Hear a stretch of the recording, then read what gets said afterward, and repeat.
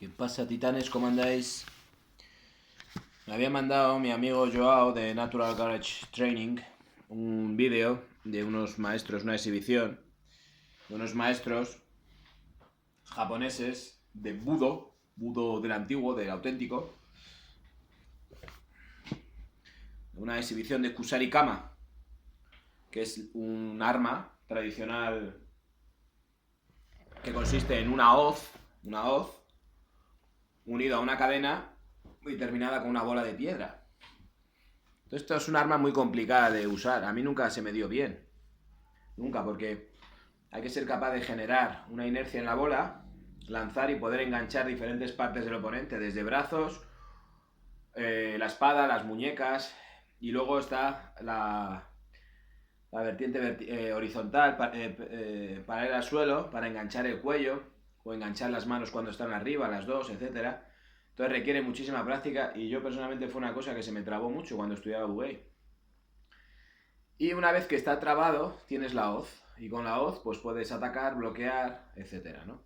Luego, la cadena en sí misma también es un arma. Es decir, no solamente la bola, sino la cadena enrolla, la cadena desvía y engancha, la cadena frena. Bueno, pues es un arma muy completa, muy versátil. Difícil de manejar. La hoz corta y pincha, golpea con la base. Entonces, bueno, muy rico y muy difícil de manejar, ¿no? Y contaba la historia. Le dije a Joao, digo, me encanta este vídeo y bueno, los sigo, los veo mucho, ¿no? Y hay una leyenda de estas que no se sabe si son verdad o mentira, relacionada con el gran Miyamoto Musashi, el escritor del Tratado de los Cinco Anillos, el hombre invencible, ¿no? Miyamoto Musashi fue un samurái sin amo, de un carácter un poco especial, y una persona que fue como un poco en contra de ciertas cuestiones estipuladas en la tradición samurái de cómo se debía de actuar, y entonces, bueno, trascendió y de alguna manera, pues, se volvió tremendamente efectivo en combate. Y no recuerdo muy bien, creo que su primer duelo a muerte lo venció, no sé si con 13 años, y el último con 50 y pico, 60, no recuerdo, hace mucho que leía sobre Miyamoto Musashi. Y el hombre parece ser que participó en 65 combates a muerte y venció en todas. Dice la leyenda, todas estas cosas ya, pues depende, ¿no? Que solamente perdió una vez, y perdió contra, no me acuerdo mismo del nombre, un maestro de palo largo, de Bo. El maestro de Bo, el palo largo es un palo que suele medir entre 1,80 y 1,82 más o menos. Y el maestro de Bo luchó contra Miyamoto Musashi, y Miyamoto Musashi en el último momento le perdonó la vida porque pues había peleado muy bien este hombre, ¿no? Y este hombre también era un gran maestro y se retiró a reflexionar sobre qué es lo que le había llevado a perder, porque nunca había perdido tampoco, el maestro de Bo, del palo. Y después de reflexionar, practicar en las montañas, cuenta la leyenda que cortó su palo y en vez de un 80 lo redujo al tamaño de un arma que se llama yo, que es un palo, el palo que va con el que van los monjes errantes, el típico bastón de 1,20 y pico de altura, mucho más corto, ¿no? Porque él llegó a la conclusión de que la largura de su palo, en vez de haberle beneficiado, le había perjudicado. Entonces acortó el yo y volvió a combatir con Miyamoto Musashi. Y en esta ocasión, la leyenda cuenta que el maestro del palo venció a Miyamoto Musashi, pero también le perdonó la vida, puesto que él se la había perdonado otra vez. Y se supone que esa es la única vez que Miyamoto Musashi sufre una derrota. Cuentan también, relacionado con el Kusari Kama, y a esto le estaba contando a Joao, otra leyenda, que había un gran maestro de Kusari Kama, de la hoz con la cadena. La cadena es muy larga, muy larga, no recuerdo la medida, pero perfectamente puede rondar el 1,5 metros, 2 metros. Entonces se deja colgando, se sacude y se lanza, ¿no? Entonces, bueno, la cadena tiene cierta longitud. Pues estaba con un maestro de Kusari Kama. Si no lo habéis visto nunca, es una hoz, tiene un enganche abajo con una cadena que estoy comentando que es muy larga, no me acuerdo la medida ahora mismo, debe rondar los 2 metros, y al final de la cadena hay una bola de hierro, muy pequeña, vamos, una cosa así. Y esta bola sirve para golpear y también para generar la fuerza centrípeta para enganchar. Total, que este maestro de Kusarigama también era un grandísimo luchador y tampoco tenía ninguna derrota a sus espaldas. Entonces surge un reto, un desafío con Miyamoto Musashi. Y Miyamoto Musashi era experto en sable y tenía además la peculiaridad de... Su escuela se llama Nito Ryu, la escuela de los dos sables, ¿no? Los samuráis se supone que llevaban 4 hojas. La hoja larga, la hoja mediana, katana larga, espada mediana, tanto, cuchillo corto, y a veces llevaban otro más corto o algún objeto afilado, ¿no? Pero en principio lo estándar era, depende del dinero que tuviesen, tener 3 espadas, normalmente usaban una o dos, y tenían la otra, que era más ceremonial, y el tanto, ¿no? Que es el cuchillo corto. Entonces el cuchillo corto servía para diversas cosas, distancia corta, etcétera. Bueno, cada arma tenía su circunstancia, su uso, ¿no? Pero básicamente la espada larga. Y entonces Miyamoto Musashi lo que empezó a hacer es usar una espada en cada mano, la larga en una mano y la corta en otra, ¿vale? Creando ataques dobles, defensa y ataque simultáneo, cosas que no existían en aquel entonces, porque lo habitual para un samurái era agarrar la espada con 2 manos, siempre además la derecha arriba y la izquierda abajo. Eso era lo tradicional. En las escuelas, por ejemplo, de ninjutsu, la cosa es completamente diferente, porque ellos aprenden a manejar con las 2 manos, con diferentes posiciones, etcétera. La escuela, el samurái, a ver si lo entendemos, la mentalidad que tenía era, esto es así, y como la vida y la muerte relativamente dan igual, con esto tiramos para adelante. Entonces, realmente no es que fuese una cuestión muy sofisticada, era una cuestión más de valor y de espíritu que una cuestión de técnica de lucha, ¿no?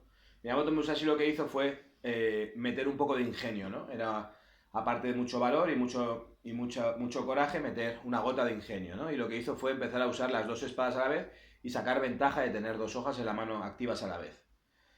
Total, que para enfrentarse a este hombre de la bola, la cadena, la bola y la hoz, le retó en un punto estratégico, porque Miyamoto Musashi, una de las cuestiones que tenía, aparte del manejo de la espada, era el manejo de la parte psicológica y la táctica por terrenos, posiciones, etcétera, ¿no?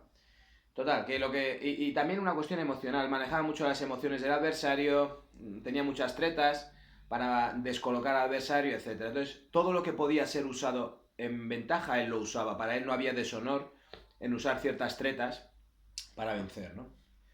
Total, que cita al maestro de Kusarigama en un punto determinado que está cerca de una arbolada de árboles de bambú o de árboles de estos muy finos y muy juntos todos, ¿no? De tal manera que cuando empieza el combate, Miyamoto Musashi se va acercando a esta arboleda y en el momento en el que lo estima oportuno, entra en la arboleda y dentro de la arboleda la cadena deja de ser eficaz. Y ahí es donde Miyamoto Musashi vence y mata a este sujeto, a este maestro de Kusarigama. Claro, aquí el tema básico es el enfoque, lo que enseña Miyamoto Musashi es usa todos tus recursos y antes de afrontar algo, planifícalo correctamente e intenta conocer a tu enemigo y sus potencias, sus fortalezas.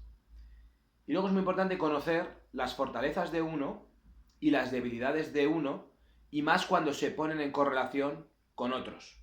¿Qué ventajas tengo yo? ¿Qué debilidades tengo yo? ¿Qué es lo que yo puedo ofrecer? ¿Y en dónde me pueden pillar, ¿no? Y creando eso, conociendo eso, se puede crear ciertos espacios en donde uno tenga más probabilidades de éxito en aquello que pretende conseguir. Que puede ser desde una entrevista de trabajo hasta un examen, hasta una cita, hasta una reclamación, etc. Estoy pendiente de hacer un vídeo sobre, no sé si 1 o 2 vídeos sobre mi proceso de oposición, pero me tengo que sentir con ganas de sentarme a hablar del tema. No quiero grabarlo así como aquí tumbado con la manta encima de las piernas, sino quiero hacerlo un poquito bien, porque creo que es una cosa que merece cierta reflexión y demás, ¿no? No lo quiero hacer de una manera... ¿cómo decirlo? Así sobre la marcha, sino que le quiero dedicar un poquito de más atención, ¿no? De lo que suelo hacer en los vídeos que parece que estoy tomando un café, pues en este quiero ser un poco más metódico. Total, a lo que iba. Yo, cuando he opositado, mi oposición al tema de maestro, de magisterio, tiene una fase práctica, ¿no? En la que tú tienes que ir a hablar delante de un tribunal, a leer tu examen y después a defender una programación y exponer una unidad didáctica, etcétera, ¿no? Yo esa fase, yo tenía en cuenta desde cómo entrar, bueno, miento, tenía en cuenta desde cómo esperar fuera, cómo entrar, cómo saludar, la ropa que llevaba puesta, cómo colocarme, cómo mirar a los 5 miembros del tribunal. Tú me ves el gesto que tengo, ¿no? Pues cómo caer bien, cómo no dar miedo, ciertas expresiones antes de comenzar para crear una conexión a un nivel determinado. Todo esto estaba meticulosamente pensado por mí. Porque yo conozco cómo hablo, yo conozco cómo puedo caminar, yo conozco cómo me puedo sentar, yo conozco cómo puedo colocar las manos, yo sé cómo puedo pasar las hojas que he escrito, yo sé que me puedo encontrar con una palabra que yo haya escrito que no sepa exactamente lo que he escrito, porque claro, teníamos un tiempo límite y la letra se iba deformando. Todas estas debilidades, estas potencialidades, etcétera, de alguna manera todo lo tenía previsto. Tenía previsto incluso la camiseta que me puse. Yo me he presentado 4 veces a opositar, pues las 2 últimas tomé conciencia de que las cosas no se podían dejar al azar. E incluso la camiseta que llevaba puesta y el calzado que llevaba puesto lo tenía pensado. Y lo valoraba en función de lo que yo había visto en el tribunal, cuando había ido a hacer la primera fase. Entonces, bueno, hay una frase con la que quiero acabar el vídeo y que creo que es una frase muy rica. Yo siempre he sido de la opinión y he enunciado una frase que es que la vida es una continua negociación con la incertidumbre. Yo mi experiencia es que todo es incierto y que por muy atado que quieras tener las cosas, la vida siempre llega y te da una vuelta. Entonces la vida es incertidumbre y tú estás navegando dentro de esa incertidumbre continuamente. Por muy atado que creas que tienes las cosas, por muy pensado que esté, siempre hay incertidumbre por medio. Toma eso como una verdad absoluta. Y una vez que tengas eso absoluto, viene la segunda frase. Sé más inteligente que tus circunstancias. Ahí es donde uno puede decir, bueno, estoy en medio de la tormenta, tengo este barco, tengo estas velas, tengo esta tripulación, ¿qué puedo hacer para que esto no se vaya a pique? Y eso requiere una reflexión. Lo que pasa es que no estamos acostumbrados a reflexionar. Eso requiere una reflexión. De valorar dónde estoy y dónde quiero llegar, qué soy, qué puedo hacer y dónde están mis puntos débiles y cómo puedo solventar ciertas situaciones.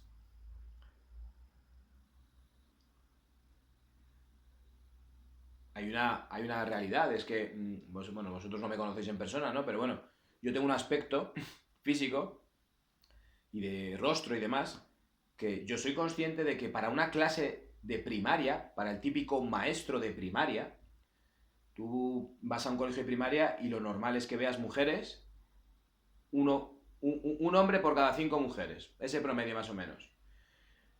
Y normalmente mujeres pues que van vestidas o con sus babis o con ropa agradable y tienen un aspecto agradable, etcétera, etcétera, etcétera, ¿no? Entonces yo de entrada es como que es un trabajo en el que el aspecto, y eso me lo han dicho más de una vez en la reunión de padres, ¿no? Es que los niños el primer día se asustaron, luego ya te han cogido cariño.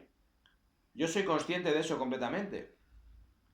Entonces es una de las cuestiones con las que yo tenía que, de alguna manera, trabajar a la hora de presentarme ante un tribunal y defender una programación, hablarles y ser capaz de empatizar con ellos y de alguna manera derrumbar ese aspecto, no sé si llamarlo, iba a decir fiero ni mucho menos, ¿no? Pero ese aspecto rudo que quizás no encaje con el de el prototipo de un maestro o una maestra trabajando candorosamente con unos niños. Entonces, bueno, todas estas cuestiones requieren una reflexión y uno no se puede presentar a una posición, incluso la policía, ya sabéis que hay una entrevista. Y en la entrevista caen un porrón de personas. Entonces, todo es una cuestión que requiere darle vueltas. Démosle vueltas, titanes.